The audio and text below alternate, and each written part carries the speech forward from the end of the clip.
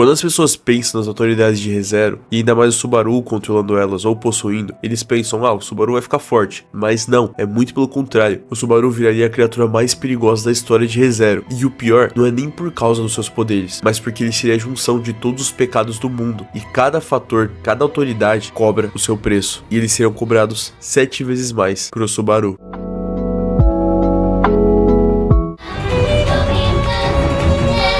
E bom, agora explicando pra vocês cada uma das autoridades, vamos começar com a autoridade da inveja. A sua usuária principal é a Satella, e entre seus poderes conhecidos tem a manipulação de sombras, aquelas mãos sombrias gigantes que ela consegue criar, o aprisionamento dimensional, a absorção / destruição em massa e capacidade de engolir áreas inteiras com a sua sombra. É provavelmente a autoridade mais destrutiva já vista. Quando a Satella apareceu no santuário, ela basicamente virou uma calamidade ambulante, de tão poderosa que ela é. Não à toa ela é considerada uma das, se não, a maior força de ReZero. Depois tem a autoridade da preguiça. O usuário mais conhecido é o Betelgeuse e o Subaru, que consegue manifestar uma das mãos invisíveis. E é justamente esse o poder dele. Para quem não sabe, ele consegue controlar dezenas ou centenas de mãos invisíveis. E a função delas é agarrar, esmagar, atacar à distância, todo esse tipo de coisa. Mas claro que por consequência o usuário acaba ficando insano. Já a autoridade da ganância tem como seu usuário o Regulus. E o Regulus possui uma das habilidades mais quebradas da série, já que o Leon's Heart é a habilidade que ele usa para parar o próprio tempo. E como resultado, ele recebe invulnerabilidade, não envelhece, não sofre dano e é praticamente impossível de se ferir. Não à toa, o Regulus é um dos arcebispos mais difíceis de derrotar. Depois tem a autoridade da ira, com a sua usuária sendo a Sirius. E essa autoridade permite compartilhar suas emoções, espalhar dor e sincronizar seus sentimentos. Como exemplo, ela pode fazer com que uma única pessoa que esteja sofrendo repasse esse dano para todas sofrerem junto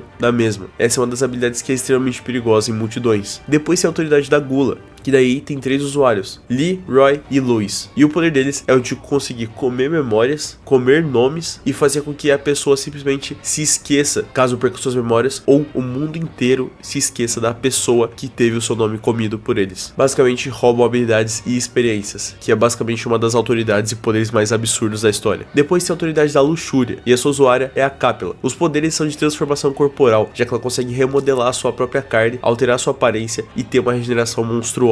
Praticamente uma criatura de horror corporal. E pra quem nunca viu body horror, mano, nem pesquisa, é bem nojento. Depois tem a autoridade do orgulho, e o seu usuário conhecido é o Stride, eu não sei realmente como fala o nome desse cara, Volachia. E essa é uma das autoridades mais misteriosas da obra. Até hoje a gente não tem uma explicação completa de como ela funciona. Eu já vi muita gente teorizando, principalmente a comunidade, teorizando várias coisas, mas nada confirmado sobre o que de fato ela é ou o que ela faz. Mas nós temos a Typhon, que também é a bruxa do orgulho. Logo dá pra ter uma ideia graças a ela. Claro que pra um arcebispo e pra uma bruxa muda um pouco, mas ainda dá pra ter um achismo aí, né? Mas a sua autoridade ela se baseia no conceito de julgamento. Ela consegue sentir os sentimentos de culpa das pessoas ao seu redor. E caso o indivíduo carregue remorso ou culpa em seu coração, ao ser tocado por ela, a autoridade é ativa e despedaça os corpos das suas vítimas. É absurdo, mano. Então deve ser mais ou menos nessa linha de raciocínio o poder do arcebispo, né? O poder da sua autoridade. Depois tem a autoridade da preguiça da bruxa original, a Sekhmet. Inclusive, uma curiosidade, as mãos invisíveis dela eram muito superiores à do Betelgeuse por ser uma bruxa. Ela podia literalmente esmagar montanhas, mano. Então pra vocês verem como que a autoridade sempre vai seguir o fator da bruxa, só que de uma forma um pouco diferente, né? Geralmente mais limitada por ser utilizada por meros mortais, assim dizendo. Depois tem a autoridade da ganância da bruxa original, a Equidna, e a manifestação dela parece estar relacionada a uma busca infinita por conhecimento ou processamento absurdo de informações, mas também nunca foi totalmente revelado, infelizmente. A autoridade da ira da bruxa original é a da Minerva. A manifestação dela é bem única, inclusive. Ela baixa as pessoas e elas são curadas. É basicamente o Crazy Diamond de Jojo pra quem conhece. A única diferença é que a cura dela gera desastre em outros lugares, o que é bem da hora também. A autoridade da luxúria da bruxa original é a da Carmilla. Ela tem uma manipulação emocional e ela faz com que as pessoas enxerguem quem elas amam e também consegue induzir elas à obsessão. A da Gula, né, da Daphne, ela é criadora das 3 grandes Mabistes, né, Majus, do mundo de ReZero, incluindo a Baleia Branca, então dá pra ver também que ela é bem poderosa. E a mais estranha de todas é o Retorno pela Morte, sem sombra de dúvidas, tem como seu usuário já, né, o Natsuki Subaru. E a teoria mais aceita atualmente é de que o Retorno pela Morte é a manifestação da autoridade da inveja dentro do Subaru. Mas o autor nunca confirmou 100%, né? Sabe como é o tapete, então fica meio que no ar, assim, se realmente é isso ou não. Mas, por fim, expliquei todas as autoridades aí pra vocês, fechou? E nesse What If, nós iremos considerar todas elas funcionam ao mesmo tempo no Subaru, tornando ele um verdadeiro arcebispo supremo. O maior problema disso é que as autoridades não são magia, elas são manifestações da alma, ou seja, quanto mais o Subaru usa, mais os pecados influenciam a sua mente. Não só a loucura da autoridade da preguiça, mas todas as outras de uma vez só.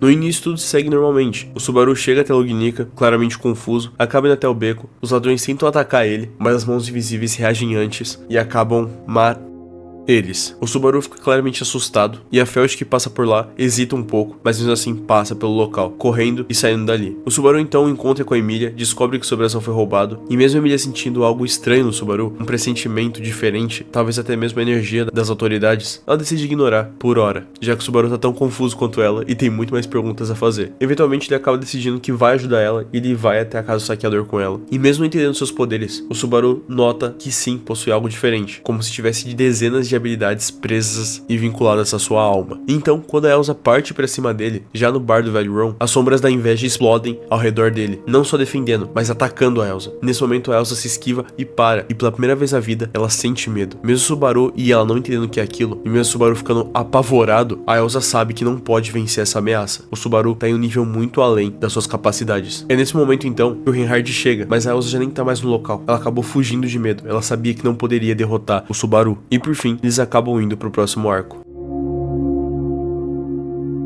No segundo arco, então, o Subaru acaba conhecendo as pessoas e Aren sente a sua ameaça de imediato. E é nesse momento que as autoridades começam a despertar cada vez mais. Por conta da autoridade da preguiça ter sido acoplada no Subaru, ele desenvolve não só as mãos invisíveis comuns agora. Diferente do Betelgeuse, ele consegue usar e possuir dezenas delas a seu favor. Além da autoridade da gula, já que ele começa a sentir as memórias, os fragmentos, os conhecimentos, as experiências, tudo acumulado num corpo só. O Subaru começa a entender as pessoas ao seu redor, sem elas precisarem falar. Isso é útil sim, mas pra alguém que não sabe controlar seus poderes é extremamente perturbador. Aren acaba decidindo não enfrentar o Subaru, temendo a sua ameaça iminente. E como as autoridades atuam fora do sistema de magia convencional de ReZero, elas não possuem uma aura densa ou algo que deixe as pessoas intimidadas. Realmente, a Emilia e os demais que estavam no bar naquele momento podem até ter sentido um certo medo do Subaru, mas agora que ele não tá utilizando suas habilidades, eles não sentem basicamente nada. É como se o Subaru fosse alguém normal, mesmo que pra ele perceba que não é nem um pouco normal. E desde que ele veio pra esse mundo, ele notou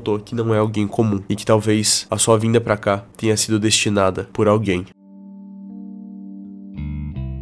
Então nesse arco, onde a seleção real acontece e o Subaru é humilhado, ele decide não usar seus poderes, ele simplesmente passa pela situação da mesma forma que acontece em ReZero. Já contra a Baleia Branca, aí sim, ele consegue usar a autoridade da preguiça a seu favor e criar as mãos para segurar por tempo suficiente a Baleia Branca, ou mesmo, quem sabe até conseguir destruir ela com a mesma autoridade que a criou, destruir ela com a autoridade da gula. Enquanto o Betelgeuse então nem se fala, aqui aconteceria algo assustador, já que o Betelgeuse veria o Subaru e imediatamente perceberia que ele não carrega uma autoridade, ele carrega todas. E pela primeira vez o Betelgeuse pareceria aterrorizado, porque mesmo que ele tentasse usar as mãos invisíveis, o Subaru teria dezenas, talvez centenas de mãos a mais do que o Betelgeuse, ou mesmo uma única, mas de um tamanho tão colossal que não só esmagaria o Betelgeuse, mas todo o culto inteiro. E nesse momento o culto entraria em colapso, e o Subaru perceberia algo. Mesmo parecendo estranho, ele gostou da sensação. Esse arco seria absurdo, porque Echidna entende instantaneamente que o Subaru não tá apenas usando as autoridades. Na verdade é muito pelo contrário, as autoridades estão começando a usar o Subaru. E tanto ela quanto o Subaru sabem que no fundo, o Subaru não sabe mais identificar quais pensamentos são seus e quais não são. E o Subaru começa a refletir, e ele já não tem certeza mesmo. Às vezes ele sente uma raiva absurda, muito provavelmente da Minerva, a ganância da Echidna, a preguiça de Sekhmet, o amor obsessivo da Sattla, tudo misturado, tudo de uma vez. E isso começa a fazer o Subaru enlouquecer e destruir a sua identidade. Não saber quem é o mesmo que deixar as autoridades dominarem ele. E bom, nesse arco, o Subaru se tornaria uma lenda. Os arcebispos não o veriam como inimigo, eles veriam o Subaru como se fosse a bruxa definitiva, ou no caso do Subaru, o bruxo. E aí o Subaru teria duas opções: enfrentar os arcebispos e ajudar seus amigos, ou ceder aos instintos da bruxa. E provavelmente ele tentaria resistir ao máximo, mas cada luta seria um massacre. porque o Subaru consegue usar a autoridade contra a autoridade. E ainda mais forte, seria uma luta de pecado contra pecado. Os próprios arcebispos começam a perder, mas o Subaru também, porque toda vez que ele usa um poder, ele escuta mais vozes. Mesmo utilizando as sombras da inveja, as manipulações da ira e tendo uma vantagem enorme, o Subaru vai sofrendo cada vez mais. E é então que o verdadeiro inimigo desse Warif aparece. E o maior inimigo dele não seria o Regulus, nem a Sirius, nem a Capella, nem mesmo o Reinhard. Seria o próprio Subaru. Ou melhor, aquilo que o Subaru tá se tornando. E nesse estado de loucura absurda, o Subaru abre diversas brechas para ser derrotado, sofrendo de centenas de loops e vivendo centenas de batalhas, o que só piora o seu estado mental. As autoridades começam a se fundir numa só, e deixam de ser poderes separados, começam a existir como uma única existência, dentro de um único corpo mortal, algo muito próximo de uma nova bruxa, até mais poderosa que Satella. E então que chegamos à pergunta inevitável. E agora, o Subaru derrotaria ou não o Reinhard? E sim, rapaziada, pela primeira vez, o Subaru possui poder suficiente para desafiar o Reinhard. Não necessariamente vencer de primeira, mas lutar como igual, porque ele representa algo que nem mesmo as bênçãos divinas conseguem entender. O acúmulo de todos os pecados, de todas as autoridades conjuntas dentro de um só corpo. E aí eu vou deixar para vocês decidirem nos comentários quem é que vence essa luta.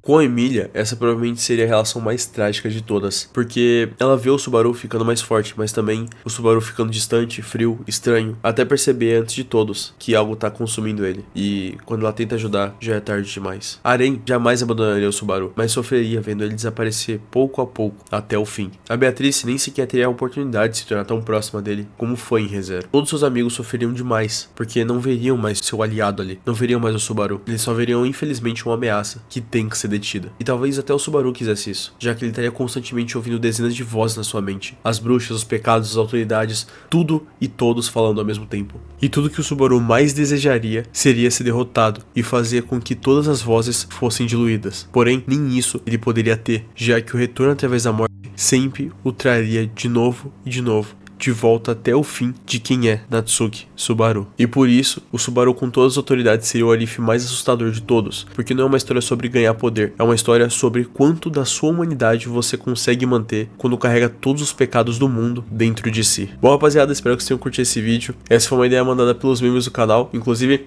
um beijo e um muito obrigado a vocês, Talik Pica e Rodrigo Augusto Silva. Muito obrigado por apoiarem meu trabalho e muito obrigado por ajudarem o canal, rapaziada. Vocês são zica demais. E bom, rapaziada, no geral é isso. Apoiem esse vídeo como vocês puderem. Bebam água, agitem a postura de vocês. Sempre comentem de forma respeitosa, seja ideias de vídeo ou o que vocês acharam sobre esse Warif. E um beijo, um queijo pra vocês, um coração invisível pra vocês também. A gente se vê no próximo vídeo. Fique com Deus e até mais, rapaziada. Tchau, tchau.